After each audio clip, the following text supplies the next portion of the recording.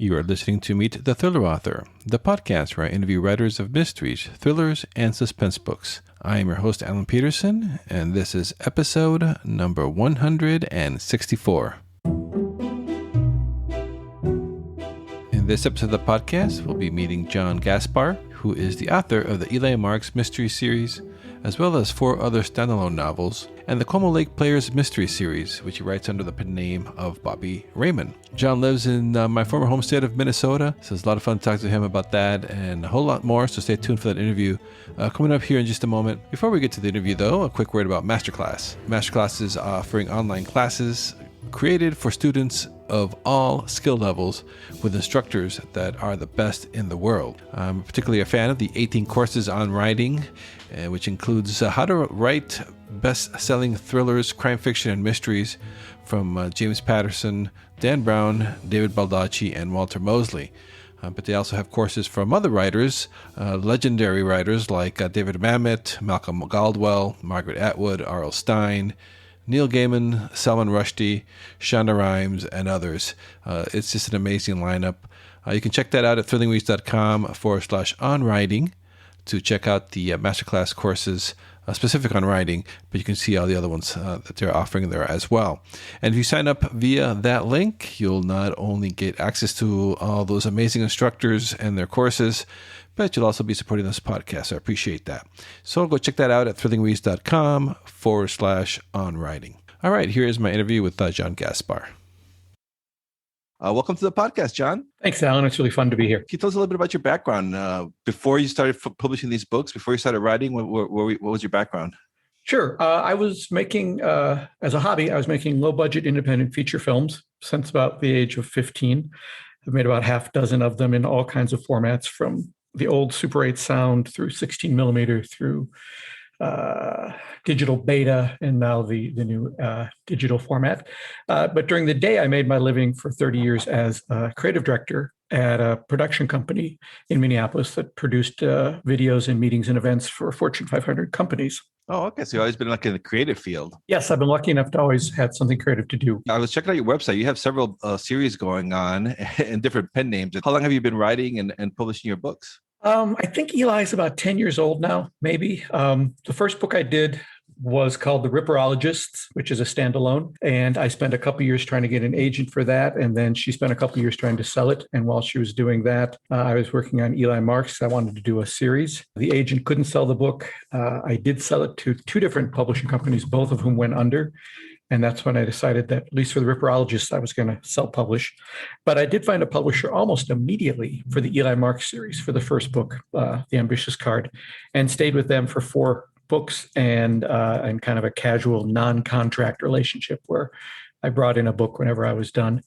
So I didn't have to work on deadline or anything. And then the last 3 books I've published on my own. I got all the rights back. And so I own the entire series now. Yeah, that's correct. Can you tell us a little bit about that? So there's a lot of magic. He's a magician, right? Eli Marks is a magician investigating mysteries.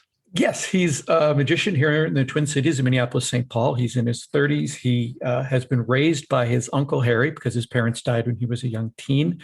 His Uncle Harry is a master magician who has performed all over the world and is very good in all forms of magic, meaning close-up magic, stage magic, large illusions, kid shows. Harry has done it all, and he's in his 80s, and he and Eli run a magic shop in Minneapolis. Eli is nowhere near the magician that his uncle is, but he does have that way of thinking that a lot of magicians do, which is looking at things a little bit differently, trying to figure out how things are done. And he does, as happens in all these books, keep stumbling into murders, either something that happens nearby him, something he witnesses, or someone he knows gets in a bit of trouble.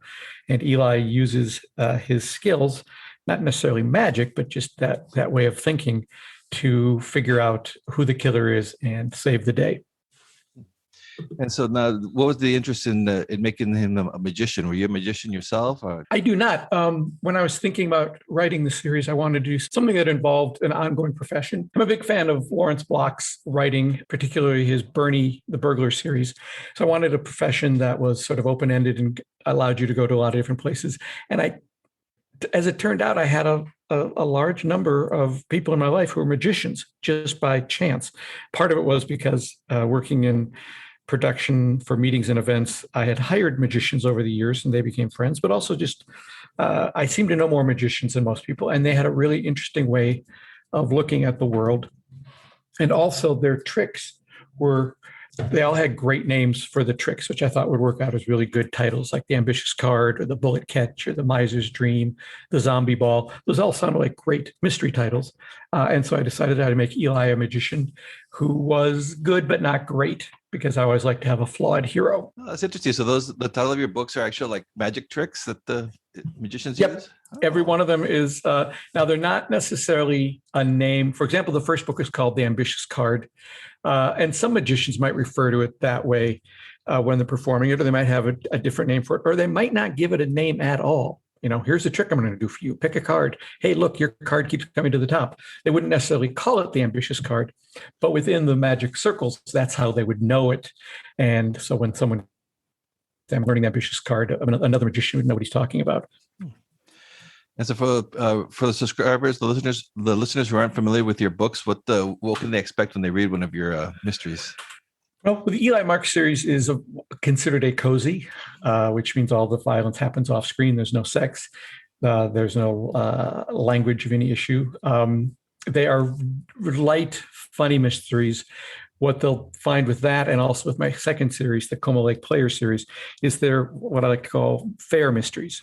You were given all the clues, and you could maybe figure it out. I'm not that good as a reader figuring that stuff out, but as a writer, I'm pretty good at giving you all the pieces you need. So when you get to the end, it is both a surprise and it's inevitable. I'm just not a big fan of mysteries that are either so convoluted, no one could figure it out, or where the key piece of information is kept from the reader and revealed as part of the denouement. I don't think that's really fair. So they'd find in both series fun, funny, sort of quirky characters, oddball mysteries, and a light touch. These are not thrillers. These are fun mysteries. Yeah, and the other series, you read it under a pen name, right? I do. The second series is called the Como Lake Players Mysteries. And I did it just sort of as an experiment. I read it under the name Bobby Raymond, which is kind of gender neutral. And I did it because I'd heard from a couple different publishers or agents that in the cozy genre, most of the authors are women and most of the protagonists are female. So I thought, well, I will just try that and see. There's 2 books in the series so far. There's a third one on the way. And they're different from Eli in that the Eli Marks series is all told first person from Eli's point of view. You see and hear everything Eli does or thinks because he's a guy. And I felt I could safely write that. With the Como Lake Players Mysteries, the main character is a actress who moved from New York back to the Twin Cities to take over community theater as the executive director. And that's done as a third person, just because I really don't feel particularly confident sitting inside a woman's head and telling things strictly from her point of view. And so you're actually working on both on those 2 series right now? Well, work is a strong word, Alan. My philosophy has always been I don't want to lose money on it. It's the same philosophy I had with all the low budget films I made. They never really made much money, but they didn't lose me much money. And they were fun to do. The books are more profitable than the movies ever were. You read about writers who are making, thousands and thousands of dollars a month. That's not the case here. But I am selling a nice number of books, and everything's paying for everything I've spent money on. If I'm paying for ads, those are getting paid for. The covers are getting paid for. So I'm covering all the costs and sort of taking it easy. I don't necessarily write every day, although I think about it every day. I'm usually doing at least some sort of marketing stuff every day. But the books generally take about a year to put together, and I don't put a gun to my head to do them. I'm not one of those writers who has to have a book out every year. The big fans of Eli Marks don't really like that. They would want them more often, but I just don't want the quality to fall, and I don't feel like I want to turn it into an assembly line. Yeah, because that's a big change now. I think that a lot, like you were saying, a lot of readers are expecting a lot more books now every year, which is kind of like a little crazy. Oh, Alan, you hear these stories if you go to conferences. I'm sure you heard them too, of people going, "Well, so I do one book every 3 months," Yeah. and it's like, oh, I don't think I would like that life. There's many other things you can do in life besides sitting and writing, and it just doesn't work for me that way. I'm not that kind of a writer. Mysteries are hard to write for me because I don't really have a puzzle mind. So coming up with a strong one takes a while to craft, and so. The series, the Eli Marks series, is I think best enjoyed by someone who just is stumbling onto it now, where they go, "Oh, look, there's 7 books and 2 short stories, and oh, he's got a podcast." And those are the readers that are excited by it. The ones who have read all of them. You do actually get sort of, I wouldn't say they're grumpy emails, but it's like, "Hey, John, when is the next one coming?" It's like, I don't know. I'm working on it. Yeah, and I saw on your website you have the Eli Marks podcast, and you interviewed Dick Cavett. So I didn't realize he was a magician. Yes. Something new I'm starting this year to avoid writing is the guy who narrates all the audiobooks for the Eli Marks series, named Jim Cunningham, who is partially responsible for getting me into the interest of magic because he has it as well. He and I do a twice-a-month podcast called Behind the Page, the Eli Marks Podcast. The primary idea was, let's just try to get the audiobooks out to people for free. So if you subscribe to the podcast, every episode you get the next chapter of one of the books. The first season is all of the first book, The Ambitious Card. So over 24 episodes, you can listen to The Ambitious Card for free via the podcast. But to kind of give it a little what we call the DVD extras, each episode also has an interview with someone who can help bring to life or give more detail to something that happens in that chapter.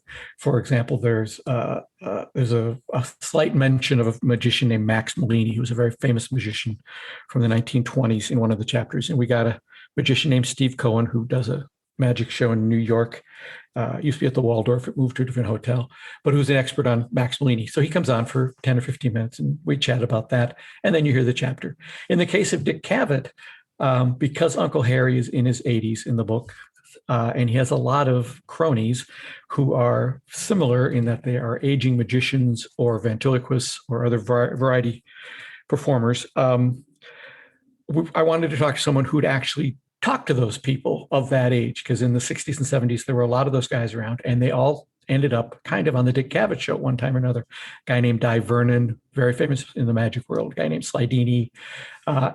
So we contacted Dick Cavett because I knew that he'd been a magician as a teenager. And as it turns out, he still does magic. And we did 2 episodes of him chatting about not only his experiences in magic. For example, one of the first professional magicians he ever saw in Nebraska was a guy named Johnny Carson, who was also a magician when he started out.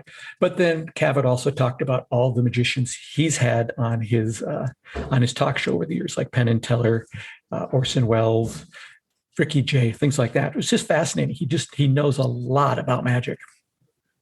Wow, yeah, that was a big get too, to get the Cavett on your podcast. Well, it was, and it wasn't. It was in that I had to, go through a publicist, and there's, lots and lots of back and forth. But I knew 2 things. I knew that he was wild about magic, and I knew that he didn't get to talk about it that much because nobody ever asks him about that. They all say, "Hey, Dick Cavett, what was it like talking to Katharine Hepburn?" Or, "Hey, Dick Cavett, what was it like talking to Groucho Marx?" When he had all this other knowledge. So I was thrilled, but not really surprised that he said yes, because I really thought he'd be interested in doing it, and he was. And so I have to ask now, with your other series, the Lake Como series, is that the Lake Como in St. Paul there, Minnesota? It is. The Eli Marks takes place in Minneapolis, and the Como Lake Players Theater is a pretend community theater, right near the shores of Como Lake or Lake Como. There's a lot of fighting back and forth as to which comes first over in St. Paul, and so it has just as Minneapolis has a different feel to it from St. Paul, the books have a different feel as well. Yeah, they got my attention because my wife grew up in the Lake Como area there in St. Paul, and my in-laws still live there, and my sister-in-law. So that's kind of. So you visited? Oh yeah, every time we go visit. We go walk around. They walk around Lake Como every day. Yes, that's a perfect walking lake. It's just the right distance. Yeah, yeah, and it's nice and flat compared to out here in San Francisco. Yes. Yeah. You don't need to deal with hills. Yeah, that's nice. So, what's the latest book in your in the Eli Marks? Is that can you tell us a little bit about that one? Sure. The most recent one is book number 7 called The Magic Square. And it takes place at a magic convention in which Eli has gone with his Uncle Harry to sell some books that Harry has written. And one of their friends is accused of murder, and it looks pretty bad. And Uncle Harry says, "This is Friday. We're leaving on Sunday. You have till Sunday to get him out of jail and figure this out." And so it's like the other books. It's a fair mystery. All the clues are there. I've gotten a lot of responses from magicians because there is a certain percentage of the audience for these books who are magicians. But most of their audience are just mystery readers. But the magicians who like mysteries really seem to like these books. And they've really enjoyed visiting a magic convention because they've not been able to do that for the last year and a half. And so in the book, the magic convention really comes to life for them. And what's your writing process like? Do you outline your books before you write them, or do you just kind of write by the seat of your pants?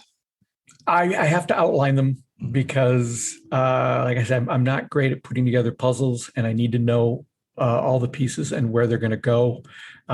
It's gotten a little faster over the years, but not a lot faster. And I've sort of figured out that I need to have a pretty good handle on the first 2/3 of the book and then the ending. But the last third, I sort of leave kind of loosey-goosey, just because things come up, things change. You want to try something different. So I do leave that open. But I always know who the killer is, why the murder happened, and the key clues that are going to fall into place for Eli to figure it out. And I should say, Eli doesn't always figure it out. There's several times where he has a pretty solid idea of who the killer is, and he is proven wrong, much to his detriment at the end when he puts himself in a dangerous position, thinking that the correct killer has been apprehended. Oh, I like that twist because usually when you read a cozy mystery, they already have it. The protagonist always has it all wrapped up perfectly. He's not that smart. He's just not that smart. Yeah, that's a cool character. A little difference. Well, I was talking to a couple of magicians in London. They're called Morgan and West, and they're former teachers who became a magic duo. One taught Latin and one taught mathematics. Oh. And we were talking about they have things that happen in their magic act that go wrong. And one of them, Mr. West, said, that's what audiences find interesting. He said that's why, although Sherlock Holmes is a fascinating character, people don't find him all that interesting. It's more Watson that they latch onto emotionally, because he said no one likes someone who gets everything right all the time. It's just, you don't like that. And in a magic show, they find it particularly dramatic because the people think, oh, no, it's gone wrong. And then they're able to get out of it. But I think that's true of mystery novels as well, that you just don't want someone who's solving everything without any sort of blood, sweat, or tears. And were you a fan of the genre of mysteries as a reader before you started to write them? I was. Like I said, I mentioned Lawrence Block was a very big for me. Past guest of yours, Jeffrey Deaver, writes great mysteries. There's a local, she was local, she's moved, Nevada Barr, who writes mysteries. And then, of course, Louise Penny is always a fun read as well. Nevada Barr was based in Minnesota? I didn't know that. She was an actress in Minnesota. Oh. And I remember calling her agent once because we wanted to book her for a video. And her agent said, she's not available now. She's become a forest ranger. Oh, wow. So she was... Boy, that's weird. You don't see that leap all that often from actress to forest ranger. But from that, she learned everything she needed to know to write her books. Oh. And so what does a writing day look like for you? I know you say you don't write every day, but when you start, when you're planning to write, what's your process like? Do you block out time or? No, not so much. Generally, it involves taking a long walk, coming up with ideas as I'm walking, sending myself an email with those ideas, coming home and transcribing the nonsense that came into my email, because all the words are wrong, but at least I remember what they're supposed to be. And then if I get 1,000, 1,500 words a day, that's a good day. And what do you use to write? Do you use Word or some other software? I use Word, which I love. Well, I wouldn't say love. It's better than it used to be. Word used to be a terrible program, but they've kind of cleaned it up. And then I do since I'm now self-publishing, everything gets finished off in Vellum.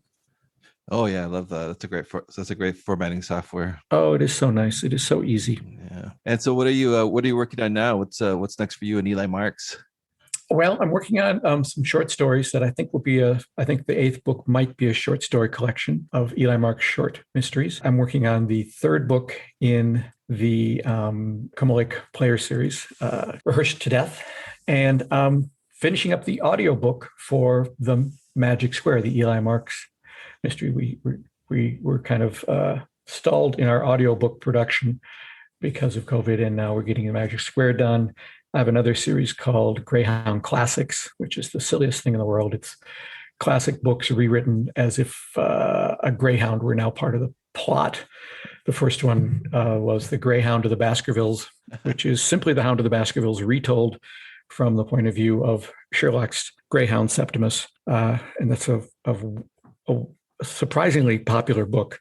And then the second book in that series is called A Christmas Carol. And it's a Christmas Carol, but retold from the point of view of Scrooge's dog, Carl. We're going to start recording that as well. So we're kind of in an audiobook production right now. And then the podcast, although it only comes out twice a month, takes a surprising amount of time. You must know, doing your own podcast, these things don't edit themselves, and they don't schedule themselves, and they don't post themselves. So it's a little more work than I thought it would be.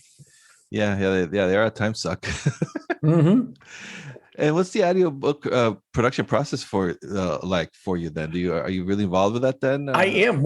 It was Jim Cunningham, the narrator's idea to do it. He's an actor in town and a voice talent. And he said one day, you can produce audiobooks yourself. Why don't we do that with Eli Marks?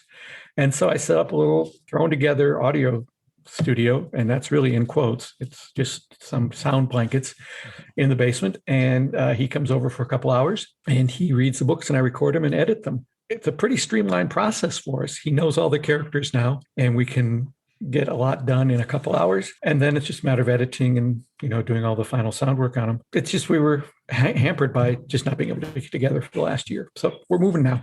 Things are moving. With the whole pandemic and everything, how are you? I'm kind of curious now with the future books. Are you going to plan to address that? Are you going to alternate universe where COVID didn't exist? Yes, it's already sort of an alternate universe anyway, in that it takes place at a magic shop in Minneapolis, but the shop itself doesn't exist, although everything around it does. It takes place for those who know Minneapolis, it takes place at 48th in Chicago, right? So it's already in its own alternate universe. And it also is, I wouldn't say exactly timeless, because he does deal with the internet and he does have an iPhone, but I'm not doing anything else that sets it at a particular time. So I really don't think that I'll deal with the pandemic at all, unless there could be a great mystery in it. But otherwise, I'm just going to move on without it. So where can the listeners find you? What's your website? The best place to find me is at elimarksmysteries.com. That's ELIMARKS mysteries.com. You can find all the Eli Marks mysteries there, as well as the podcast. Or if you want to go to the kind of the grandfather website, which holds everything, all the other books, that's albertsbridgebooks.com. That's albertsbridgebooks.com. And you can get everything there. That's where the Como Lake Players are. That's where the Greyhound Classics are. Eli Marks is there, as well as the filmmaking books that I wrote a few years ago about how to make low-budget movies. You mentioned in the beginning about the 8-track, the 8mm. I remember that Super 8 when I was a kid. Yeah. Yeah, it was. I did the first Super 8 sound feature ever produced in the country, maybe even the world, around 1975, 1976. And at the time, Kodak had this Super 8 cartridge that had a little magnetic stripe along the side of the film. So it recorded sound as you were shooting, which was brand new at that time. And high tech. High tech, but a nightmare to edit, because it ran at 24 frames a second, which meant that when you opened your mouth to say a word, the actual sound would come out 24 frames later. So you had to decide, am I cutting on the sound or am I cutting on the picture? It was a very frustrating process. And to do a feature that was 90 minutes long was quite the undertaking. Wow. Yeah, must have been a lot of editing. Oh, my goodness. Yes. Things have gotten a whole lot easier since then. Okay. All right. Well, thank you so much, John, for being on the podcast and talking about your process and your books and magic. It's a lot of fun talking to you. Thanks, Alan. It's been fun. You have a great podcast. It's really fun to listen to. Thank you for listening to Meet the Thriller Author. I hope you enjoyed my conversation with one of your favorite writers of mysteries and thrillers. Or if this episode's guest is new to you, I hope you give their books a chance Helping listeners discover new authors and books is one of the coolest outcomes of doing this podcast. As always, you can head over to thrillerauthors.com to sign up to my Thrilling Reads email list. That way you won't miss out on any great deals in thriller and mystery books. You can also check out all the links and resources in the show notes for this episode over at thrillerauthors.com. And also please do subscribe to this podcast if you haven't done so already, and leave a rating and review wherever it is that you're listening to this show. If you have done that already, I thank you. I really do appreciate your support. For my other links to my author website, social media haunts, and more, check out thrillingreads.com/links. All my links will be on that page. So that's it for this episode. See you next time, and stay safe out there.